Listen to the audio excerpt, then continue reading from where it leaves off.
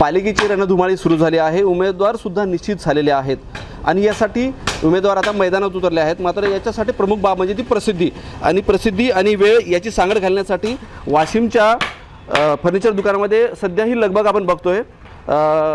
उमेदवार बॅनर लावून आपला प्रचार करत असतात, मात्र कमी वेळ आणि खर्च कसा वाचवायचा याची सांगड सध्या उमेदवारांनी साधली आहे आणि याची लगबग आपण बघतोय।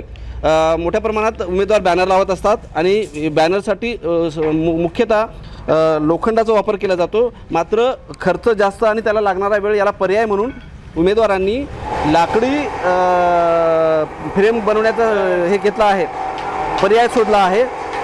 नेमका किती खर्च येतो आणि किती वेळ लागतो, त्यामुळे या संदर्भात आपल्यासोबत बोलण्यासाठी विश्वकर्मा फर्निचरचे मालक आहेत, त्यांच्याकडून जाणून घ्या नेमका कसं बनवतात, किती खर्च येतो आणि काय भाव जात आहेत। भाऊ मला सांगा, या फ्रेम बनवण्यासाठी किती खर्च येतो आणि लोखंडी फ्रेममध्ये काय फरक आहे? लोखंडी फ्रेम बनवण्यासाठी सहसा 20 ते 22 रुपये स्क्वेअर फुटाचा खर्च येतो आणि लाकडी फ्रेम बनवण्यासाठी 10 ते 12 रुपये स्क्वेअर फूट खर्च येतो। सध्या किती आपल्याकडे फ्रेम उपलब्ध आहेत, कोणाच्या ऑर्डर आपल्याला मिळाल्या आहेत? सध्या आपल्याकडे 1000 ते 1200 फ्रेम अवेलेबल आहे आणि 300 ते 400 फ्रेम सध्या ऑर्डर झालेली आहे आपली बुक। एक उमेदवार सध्या किती बुक करतोय? एक उमेदवार कमीत कमी 10 ते 12 15 असे आपल्या ऐपतीनुसार बुक करतो। हे होते विश्वकर्माचे संचालक।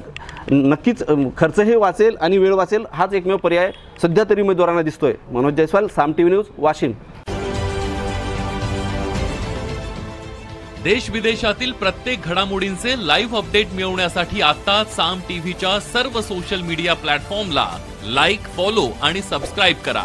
तसंच सर्व नोटिफिकेशनसाठी बेल आयकॉन प्रेस करायला विसरू नका।